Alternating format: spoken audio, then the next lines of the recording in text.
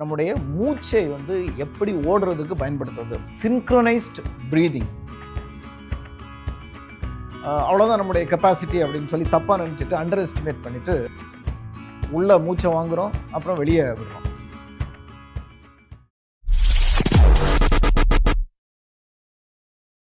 என்ன மக்களே, meditative running and conscious running ரெண்டும் ஓடி பார்த்தீங்களா? ஓடி பார்த்து உங்களுடைய எக்ஸ்பீரியன்ஸ் எப்படி இருந்தது இந்த கமெண்ட் செக்ஷனில் போடுங்க. இந்த வாரம் நாம் வந்து 2 புது டெக்னிக் பார்க்க போகிறோம். இந்த எபிசோடில் ஒன்று பார்க்க போகிறோம், அடுத்த எபிசோடில் அடுத்து பார்க்க போகிறோம். இதில் என்ன பார்க்க போகிறோம் அப்படின்னா, ப்ரீதிங், நம்முடைய மூச்சை வந்து எப்படி ஓடுறதுக்கு பயன்படுத்துறது அப்படிங்கிறதுக்கு. இதில் 2 டைப் இருக்குது. ஒன்று வந்து சின்க்ரோனைஸ்ட் ப்ரீதிங், அதாவது நம்முடைய ரன்னிங்கையும் ப்ரீதிங்கையும் சின்க்ரோனைஸ் பண்ணுறது. ரெண்டாவது வந்து ப்ரீதிங்கை எப்படி நம்ம எஃபெக்டிவாக ரன்னிங்க்கு யூஸ் பண்ணுறது அப்படிங்கிறது ரெண்டாவது. இப்போ முதல்ல இந்த சின்க்ரோனைஸ்டு ப்ரீதிங் வித் ரன்னிங் அப்படிங்கிறது என்னென்னா, இப்போ நீங்கள் ஓட ஆரம்பிக்கிறீங்க. ஓட ஆரம்பிக்கும்போது அந்த மசில்ஸ், ரன்னிங்க்கு இருக்கக்கூடிய மசில்ஸ் எல்லாம் ஆக்டிவேட் ஆக ஆரம்பிக்கும்.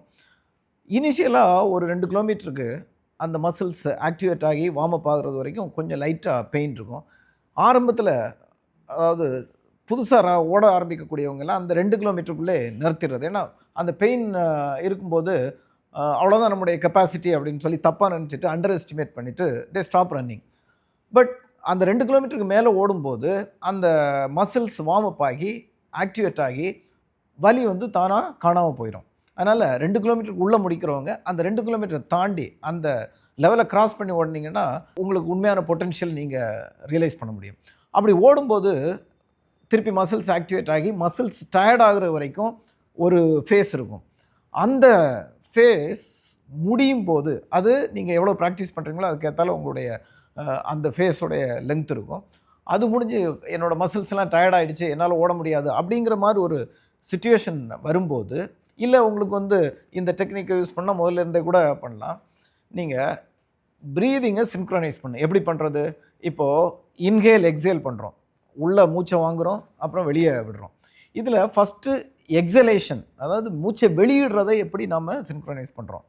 இப்போ ஒவ்வொரு தடவையும் மூச்சை வெளியிடும்போது நீங்கள் ஒரு ஸ்டெப்பு, அதாவது இடது காலோ அல்லது வலது காலோ தரையில் படும்போது அந்த படக்கூடிய நேரமும் நீங்கள் மூச்சு விடக்கூடிய நேரமும் ஒரே மாதிரி சின்க்ரோனைஸ் பண்ணணும். இது ஒவ்வொரு ஸ்டெப்புக்கும் பண்ணலாம், இல்லை ஆல்டர்னேட் ஸ்டெப்புக்கு பண்ணலாம். ஒவ்வொரு ஸ்டெப்புக்கும் பண்ணும்போது வேக வேகமாக பண்ணுற மாதிரி இருக்கும், ஆல்டர்னேட் ஸ்டெப் பண்ணும்போது நிதானமாக பண்ணுற மாதிரி இருக்கும். நான் வந்து ஆல்டர்னேட் ஸ்டெப்புக்கு பண்ணிக்கிட்டு இருக்கிறேன். ஸோ ஆரம்பத்தில் என்ன பண்ணுறேன் அப்படின்னா, இடது காலில் இடது பாதம் ஒவ்வொரு தடவை தரையில் படும்போதும் நான் எக்ஸேல் பண்ணுவேன், மூச்சை வெளியிடுவேன். அது ஒரு கிலோமீட்டருக்கு ஓடுவேன். அதுக்கப்புறமா வலது கால் ஒவ்வொரு தடவையும் வலது பாதம் தரையில் படும்போது நான் எக்ஸேல் பண்ணுவேன்.